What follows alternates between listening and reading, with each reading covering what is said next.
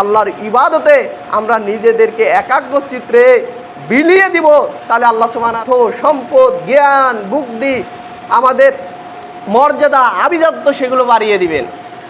দেখেন আপনার মর্যাদা কিভাবে বাড়িয়ে দিবেন?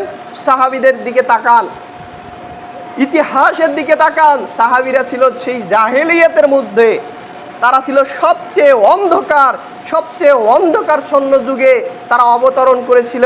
ওই সময় ছিল যখন তাদের কাছে কোরআন আসলেন, আল্লাহ সুবহানাহু ওয়া তাআলার রাসূল তাদের কাছে আসলেন, তাদের কাছে যখন আল্লাহর বাণী পৌঁছে গিয়ে গেল, তারা সালাত, আল্লাহর কথা, আল্লাহর দ্বীন, প্রত্যেকটা কথা তারা অক্ষরে অক্ষরে পালন করেছে এবং ইতিহাসের পাতায় তাদের নাম লেখা হয়ে গিয়েছে।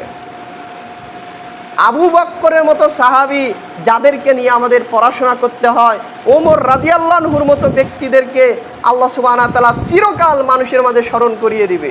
তাহলে তাদের মর্যাদা বাড়ছে না কমছে বলেন তো? বাড়ছে। তাহলে আমারও আপনারও মর্যাদা বাড়বে যদি আমরা একনিষ্ঠভাবে আল্লাহর ইবাদতে মগ্ন হই। উদাহরণ দিতে গিয়ে যদি আমরা বলি যে আল্লামা দিলওয়ার হোসেন সাঈদী, তিনাকে আমরা সবাই চিনি না? চিনি। তো তিনি এত জনপ্রিয়তা, এত মর্যাদা, এত সবার প্রিয় ব্যক্তিত্ব কেন হলে বলেন তো? কোরআন এবং হাদিসের কাছে আসার কারণে। তাকে আমরা ভালোবাসি, তার কথাকে আমরা শুনি। তিনি যদি না মারা যেতেন, যদি শুনতাম রংপুরে আছে, আমরা সবাই তার সাথে দেখা করতে যাইতাম না?